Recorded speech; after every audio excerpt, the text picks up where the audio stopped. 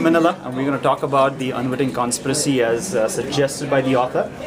The central theme of this book the chapter is, activism and corporations go hand in hand and create better practices for labor as well as environmental practices. And we don't quite completely agree with the central theme. What we think is activism pushes corporations to come up with these better practices and reforms, and society and regulation help that.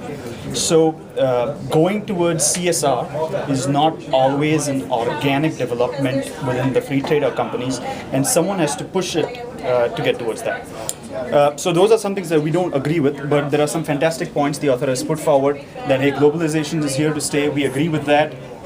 And she also says the good old days weren't really that good. So that's what the central theme is.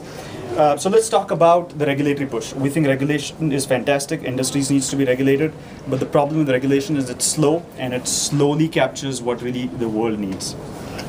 The next thing we want to talk about is the globalization and society, how they interact, and the cause and effect of it. So let's go actually to that slide, I'm sorry. What we want to talk about here is what are the dynamics of different societies. You have a low-income society where you have cheap labor, industries go there. You get more regulation there, so industries move to a different place. You also get judicial system, you also get free press, and then society becomes a bit more evolved and demanding. So we have this essential curve that we want to talk about, where you have environmental impact negatively with low-income societies, and then as you start to go towards a high-income society, this environmental impact gets better.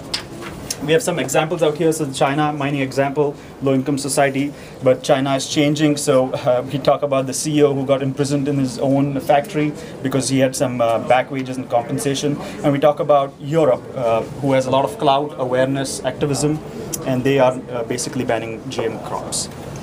One thing we want to talk about, which we think is important, is does activism really get rid of child labor? So why is child labor in the world?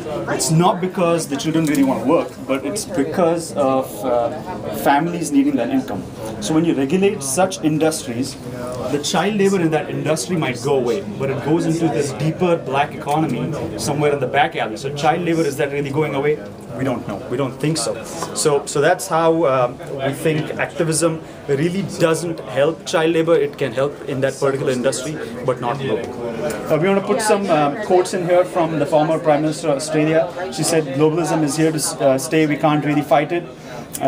And one point that I want to mention again, how does activism change the companies? Well, activism finally brings self-regulation in industry. You give the companies enough push, make sure that the consumers are aware, and you get self-regulation.